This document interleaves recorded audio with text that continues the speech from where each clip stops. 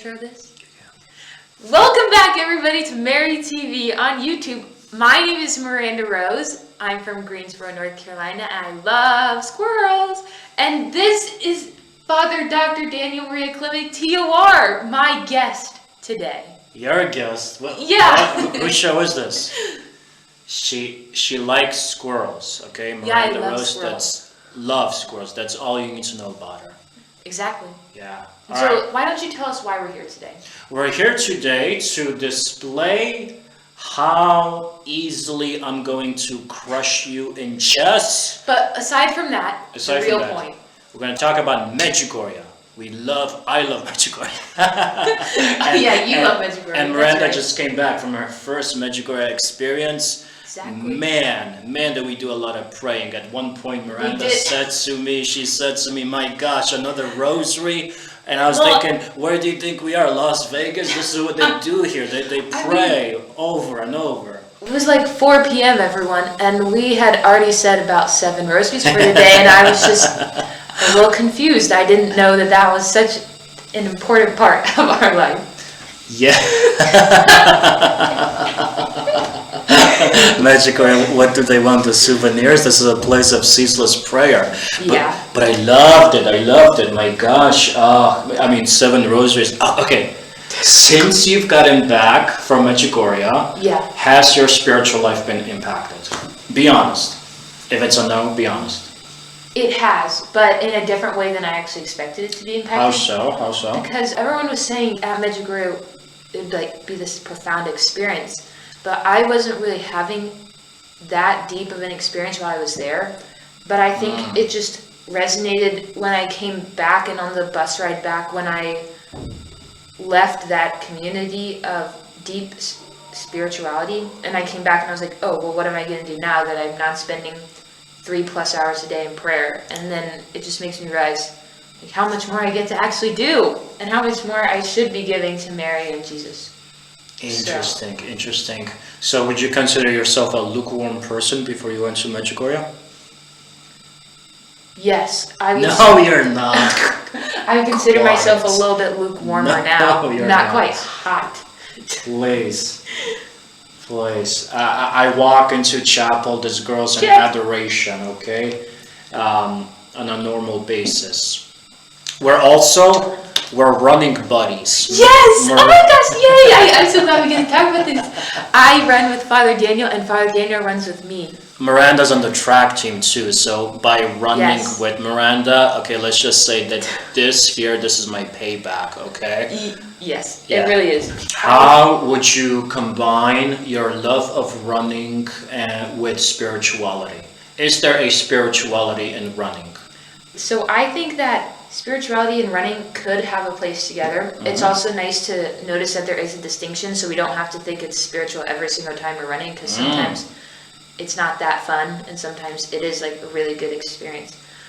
But I would say that you could tie it in, being that when we run, it's hard, and so like spirituality is hard. But whenever we go for runs together, we do a lot of talking, and so some of you might, whoa, what the heck is this? Well, that's quite a move. It's very impressive. Some of you might be thinking, how can we talk all the time? But it just happens, the Lord provides. And so I would say that when we're running together, or just running in general, it could be a spiritual form if you're allowing yourself to really understand why you're doing it. And like, if it is hard for you, then like you can offer it up, and it's just another way for you to express and talk about how much like you like Jesus. I didn't like that answer.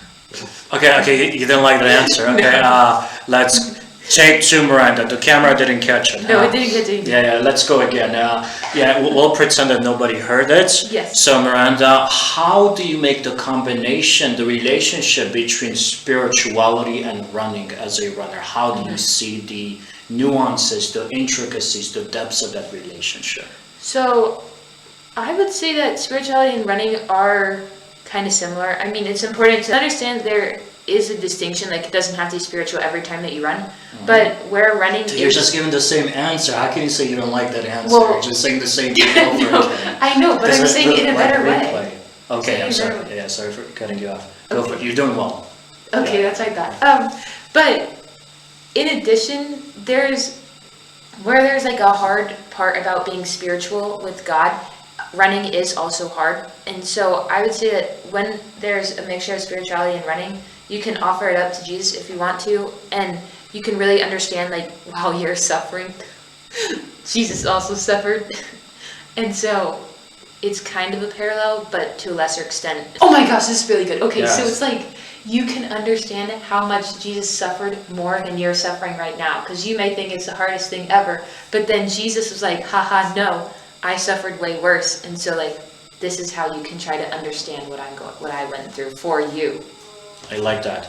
I like that because a lot of people think of running or sports in general as a secular activity, but no, you can always unify it to the intimacy of the cross, especially when it becomes difficult and it becomes an act of intercession, right? You can offer it for someone in your life, you can offer it for graces that come from suffering and offering that suffering in union with Jesus. What was your favorite part about Medjugorje, would you say?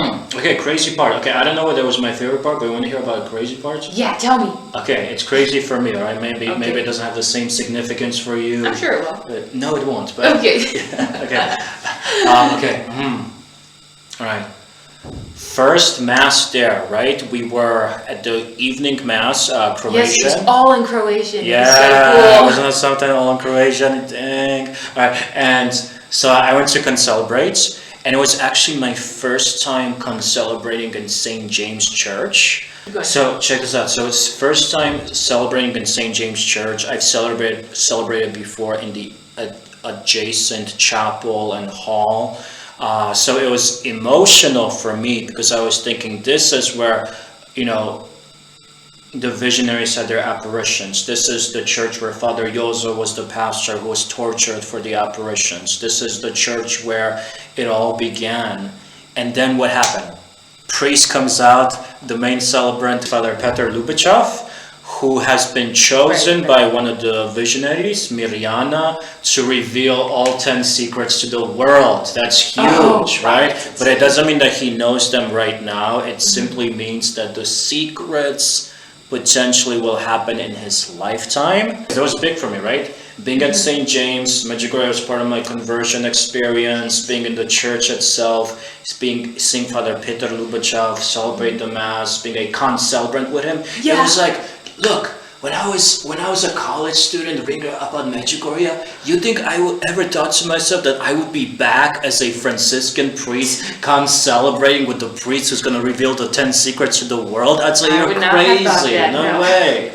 Please. So you could say that was kind of a big deal. Yeah, I bet. It sounds like it was a big deal. I remember that Mass because we were all super tired, and because we were.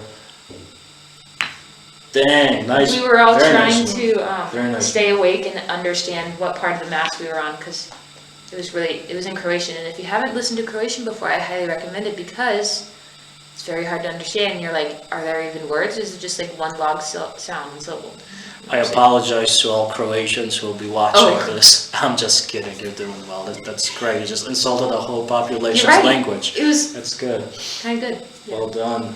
Yeah. Did you enjoy all the hikes that we did, or? I did. I wouldn't even call them hikes. I mean, it is physically speaking a hike, but I guess climbing Apparition Hill, climbing Cross Mountain, it's a arduous spiritual journey. Mm-hmm. And we had it was good. It was good, man. It was an experience of dying to yourself. Right, we got off at the bus. It was an overnight trip. Yes, it was. And we come to the castle, bread and water on Friday. Yeah, the castle. And then we're going to climb Cross Mountain, Stations of the Cross, sleep deprived. Let's go. Let's go. An essential spirituality. Yes. And this Cross is Mountain, not for the faint of heart. Go for it. Yeah, Cross Mountain was all rocks, and so we took our time getting up there so we could pray a rosary. During each, it was like 5 rosaries. No, 3 rosaries total. Yeah. But we got to pray rosaries as we walked up the hill, and we got to learn about each of the different stations, the yeah, plaques for yeah. the stations, and we said prayers while we were there, and then we got to spend time at the top, and then we came down. Hot take, I think that going down was actually harder than going up. What do you think? I agree. You agree? It's almost like it's more disorienting. You're losing your balance. Mentally, you're so tired. It starts feeling like it's never going to end.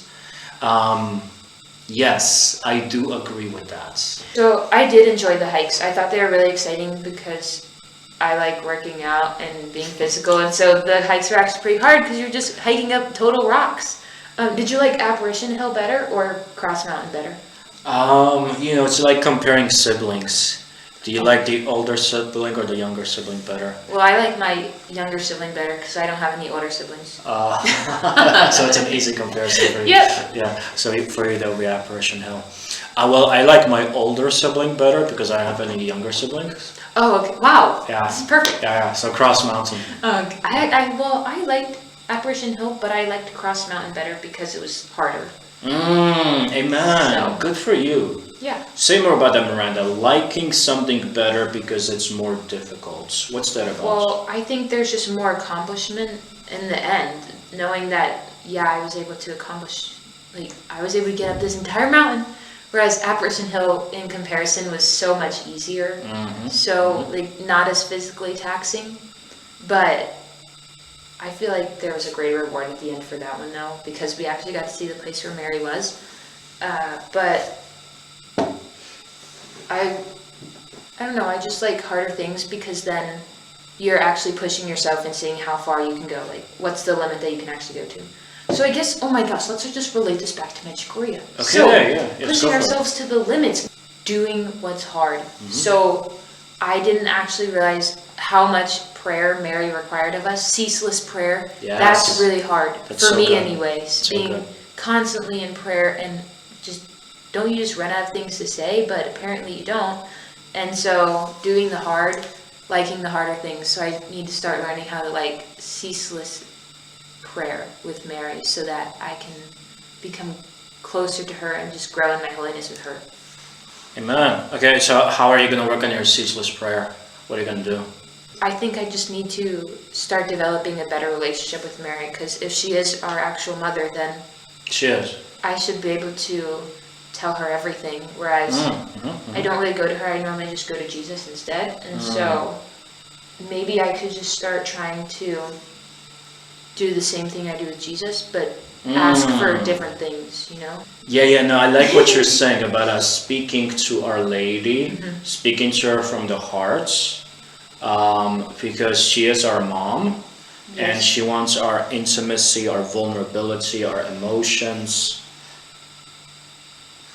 That's the key. Yeah, and I think that sometimes it is difficult to know, like to start trusting her because of how much she loves us. Sometimes it can be a little overwhelming. Interesting. Let's go deeper with that. It's difficult to trust her because of how much she loves us to the point that it's overwhelming. What do you mean by that? I guess like is it really true? Does she actually love us that much? Like, how can we know if she's not here with us? But then you just have to always remember that she actually is here with us. Everybody tells us that she is, so we just have to actually believe it.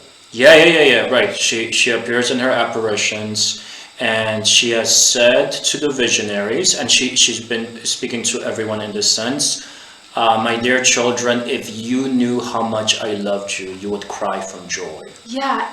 Yeah. I hope I can cry. I have a question. Yes. Let's get the energy back up. So what was your favorite meal in Medjugorje? Okay, favorite meal in Medjugorje. I had a bunch of Red Bulls. I made sure to get them. Like I made. I remember that. Yeah. What was your favorite meal? My favorite meal was the hot dogs. Let me tell you all the meals that we had. So first we got there, we had bread all day on Friday. Wasn't it delicious bread? Yeah, it was amazing. And there was like this delicious heavenly made tea. Yes. Do you remember the tea? Yeah, I don't really like tea, but that tea was so good. And I'm not just saying that. It was actually really, really good. It was. So they had bread all day Friday, and then Saturday we woke up and we had a ton of bread. Like, again, we just had so much bread. It was muffins and croissants and things like that. And then we had, what did we have for lunch? It was like... Oh, it was like a Mexican meal, right? Like avocado, taco, something thing? Burrito, was that right? No, you're wrong. You're totally wrong. Okay. So let's fast forward to dinner on Saturday. Let's skip lunch. We had hot dogs.